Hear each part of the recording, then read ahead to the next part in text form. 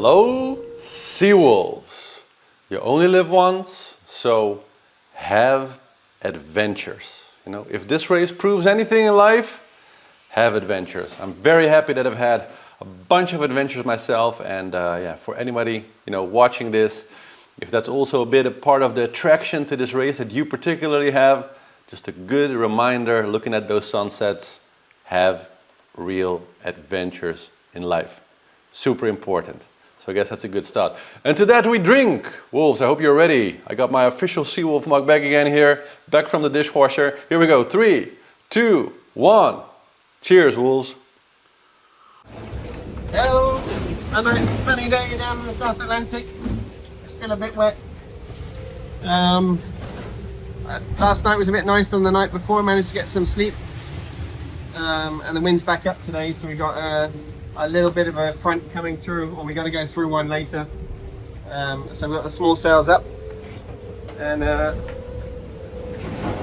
still trying to find the balance of not too hard and trying to go fast. Going faster but slam harder, or not slam at all and not go very fast. There you go. I saw Jeremy Bayou this morning. He's 8 or 9 miles up there. He said he had a little bit of a sleep in, so I found myself next to him, and then he woke up and went faster again. So I haven't seen him since, but I'm still happy. I think I'm 7th, which is, it's not as good as the first 2 weeks, but I'm in the right pack in one piece, so that's the main thing. We're not even in the Southern Ocean yet, so it's a long way to go. So, and news from Sam for today. See ya.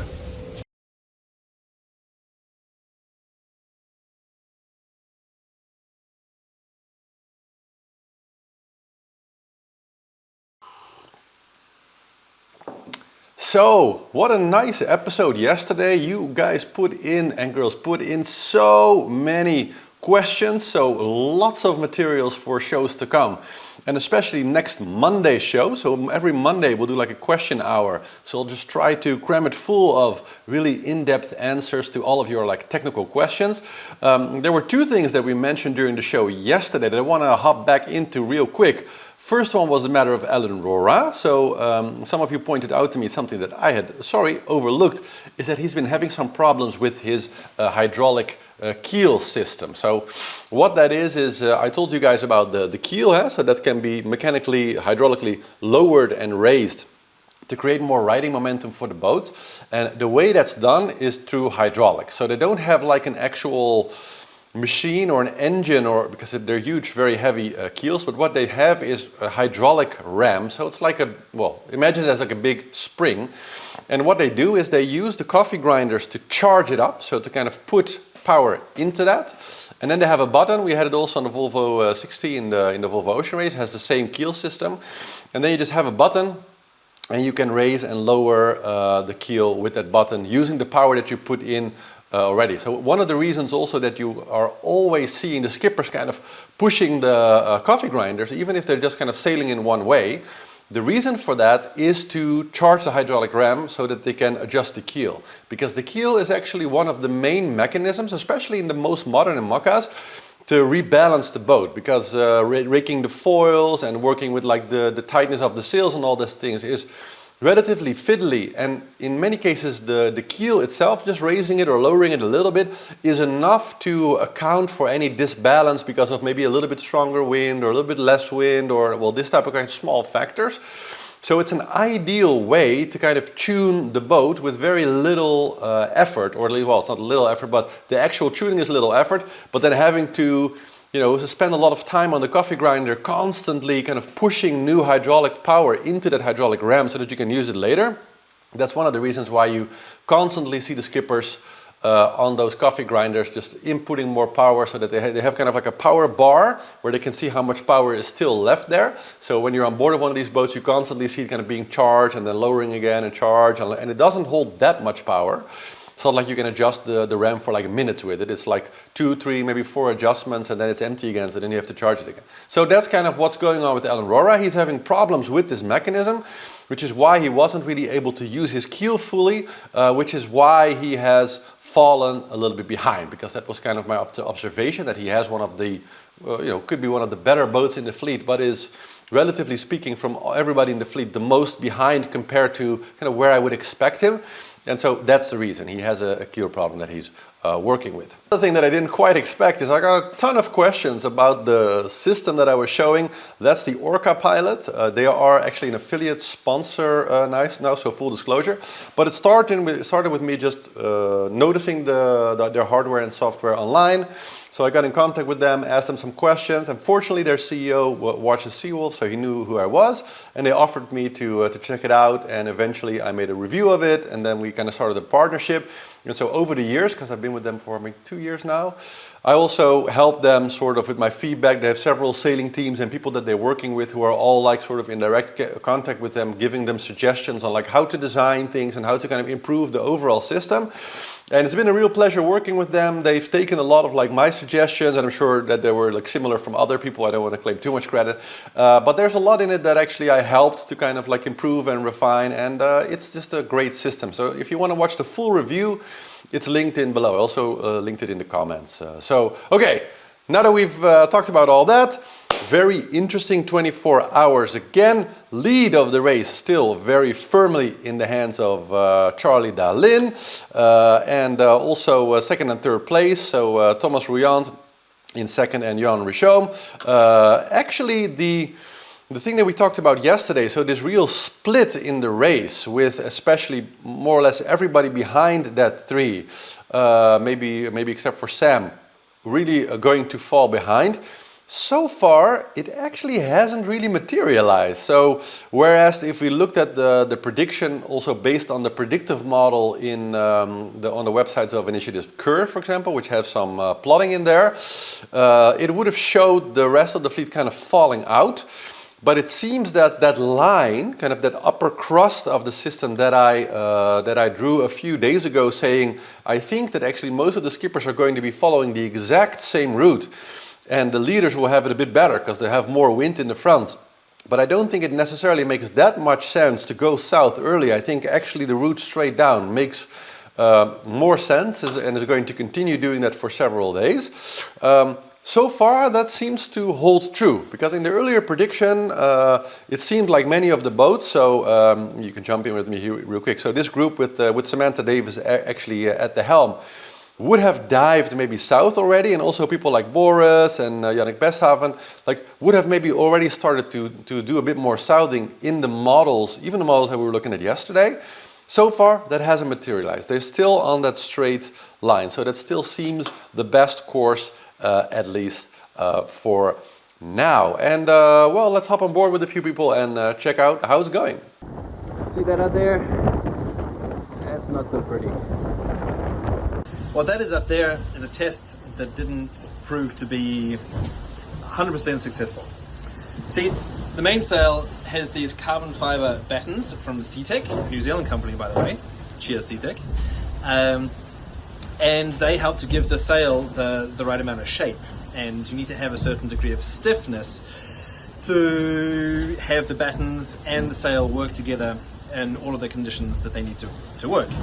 And I was afraid that this one here was too stiff, so we tried one that's significantly softer. It turns out it's too soft. So I'm going to go back to the stiff one, and I'm going to benefit from these lighter conditions here that will allow me to be more maneuverable before I send the code 0. So, this is going to be a big job. Follow along.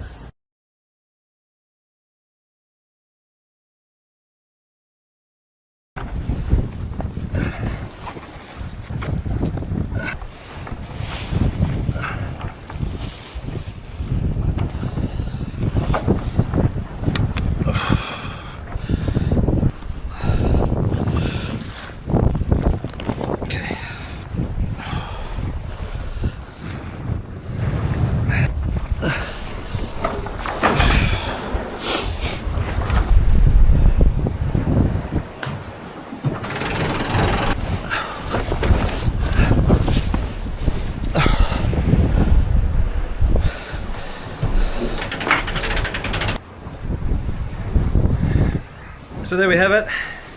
Mainsail is back up, and that's a heavy lift just for one person, all in one go, all the way from the bottom to the top.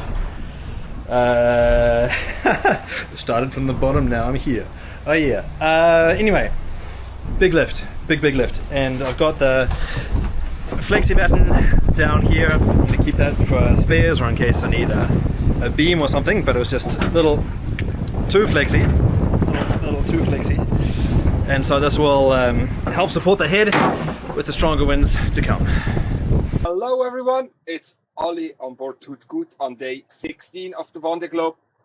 Quite some bits happened in the last couple of days. I crossed the equator about 36 hours ago, now in the southern hemisphere, and last night, as you maybe have seen on the tracker, I had to do my 2-hour penalty for a little infringement of the protocol before the race even started. But I'm now back on track, sailing south. At the moment, the path is not very clear. The leading boats, they have a fantastic low pressure system that takes them very quickly, very fast towards South Africa. For us, it's a little bit more unclear. Therefore, we keep heading south along the South American continent until the right weather window comes up, and then we go across to South Africa and into colder climates.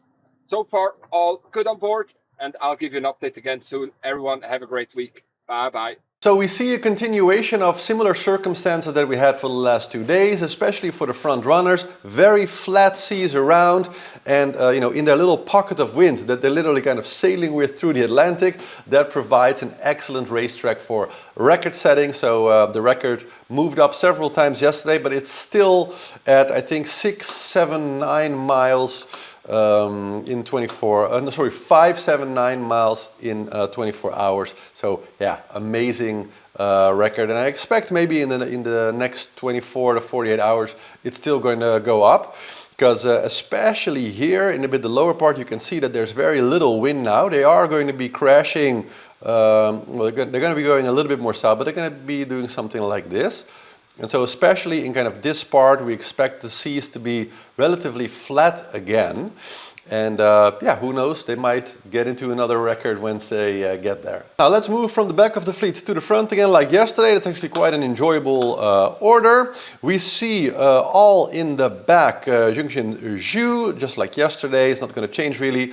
And Zabo getting a little bit closer, doing nice speed, 11 knots. But the wind prediction for the doldrums for him, not really that good. If we look at Vendee, quick, you can kind of see the blue area that he's kind of racing straight towards. And as you can see, over the next like 24 to 48 hours, it's slowly going to close up. So he'll have some wind in about 28 hours or so. But at first, that area just right in front of him is kind of going to widen over the next like 10, 12 hours. So I suspect he's going to be fairly slow going, maybe, down to like 2, 3, maybe 4, 5 knots. What we saw similar with Jean Le Cam and Conrad as they were moving through kind of the more eastern part of that. After that, he'll likely be able to move through relatively okay on the end of Wednesday and a Tuesday. So that's kind of what's going on his part.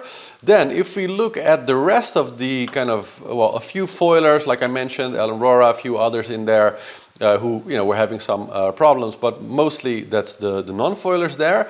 And we see Jean Le Cam in place 20 overall, pretty much in front. I think maybe Eric Belton is like, yeah, he's considered 21. I would say it's a bit of a toss-up between the two as far as who's in the better position. Violet also there, so it's a bit of a toss-up between the three of them. All in nice positions though. Speeds they are doing are relatively okay. Let's pick up the current wind situation. Similar, as you can see, not super windy. They're moving around in, what is it, like, yeah, 10, 11, 12 knots. So barely full power, but it's coming from the side and the back, so they cannot really take advantage of the increased relative wind of actually sailing into it. So that's really the wind that they got. Allez, clac, clac, clac. Voilà. Et qui sont là? Ouchou. Et voilà, clac, clac, clac. Bon, bah écoutez, hein. Voilà, ça c'est fait. Et puis, on va dire bonne journée à tous. Hence the speeds that we're seeing of 9, 8, something kind of just underneath the absolute wind speed that they're having. But nice speed for the foilers, and yeah, I think this battle that's going on, so kind of Jean Le Cam, Violet, and Eric Bellon, is a nice battle to follow, and maybe a little bit south also Louis Duke, because he is kind of on a very limited budget, one of the later entries. And he is in some ways a little bit behind, but still pretty close to there. So maybe the four of them can be considered a pretty nice quattro duel over there, a bit more in the end of the fleet. So it will be a good question. Maybe let me know in the comments below who you think out of the four, if it will be Jean, maybe someone else, who will actually make it past the Cape first, since that's kind of a nice marker. Then we have Isabel Joschke. Fun to see that there are a lot of fans also yesterday in the comments talking about her. Yes, amazing sailor on Massive, an older boat, same one she used last time, a bit modified though. And yeah, she's just a beast. Like it's nice to see her doing pretty well for what she's sailing. I would say she's doing excellently and in 19th place, so very good. Personally, of course, very nice to see Lewis Burton doing a bit better again. So he's definitely picking up the pace. Pip and Damien Seguin battling it out, what I talked about yesterday. Also, Roman taking a bit of had a good last 24 hours. Very nice speeds. 4-hour average is not that high right now though, but it's cool to see that battle there is going on. Kind of we have like 3 foiler groups now, so we have kind of the end foiler group, led then by Roman Athanasio, that has Pip and Damien. Then we have kind of much more spread out. Our second foiler group, the Strameux, we have of course Samantha Davis here doing really well, kind of also a bit in the lead of her particular local group, where we also find Boris Herman. Cool, by the way, that Sam right now handily beating Boris, so that's kind of a cool detail also, because their boats are pretty comparable, I would say. So very nice sailing by Samantha so far. And then we have like the real leader group, which, yeah, they're pretty good together. Charlie is really running away, and the field is a bit like spread out with him, with Thomas Rouillant now in second, and Jan Berjam very solid third. Sam fell a bit more back, so to 7th place. I think that's due to the fact that he is in a bit of an older boat, and like he said, like one of the things that, for example, really sets Jan Berjam's boat apart is that the foils have been moved a little bit more forward. And so that helps with sticking the nose out, and it reduces quite significantly the amount of nose diving. So all of the boats still, even the really modern ones, still do some nose diving. But Sam mentioned in his video yesterday that he has moments when he's doing 40 knots and then is going back from 40 knots to like 12 or 15. So that's like crashing like a motor or like a car driving 30 miles an hour. Now, it's not like 100 miles an hour, but going from 30 to 0 is still like a pretty significant break. And so if you're having that a lot, it very significantly increases the chance of damage, because those are big shocks for all of the structure and all of the different systems and all the glue and the screws and all these different things inside of your boat to absorb. And it's not once or twice, it's vibrance, right? It's like it's just constantly shaking everything loose. If there are any engineers watching, you know that like shaking and vibration is like the worst enemy of everything created. So it just has a tendency to kind of find the frequency of whatever it is, like the material frequency resonating, you know, in every material. And if you hit that frequency often enough, stuff just vibrates loose, breaks, etc. So Sam really in a battle to kind of keep his boat together. He's doing amazing speeds, but really trying to find that balance between, am I going over the line where the risk of damage to the boat is becoming so large that it's just not worth the speed.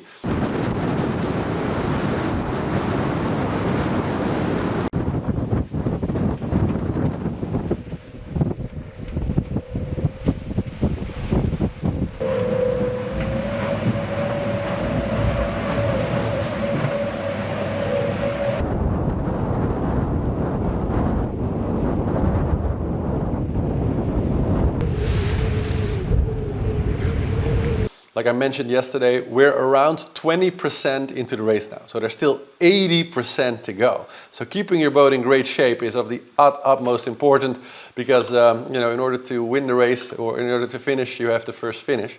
So yeah, that's kind of what's going on there.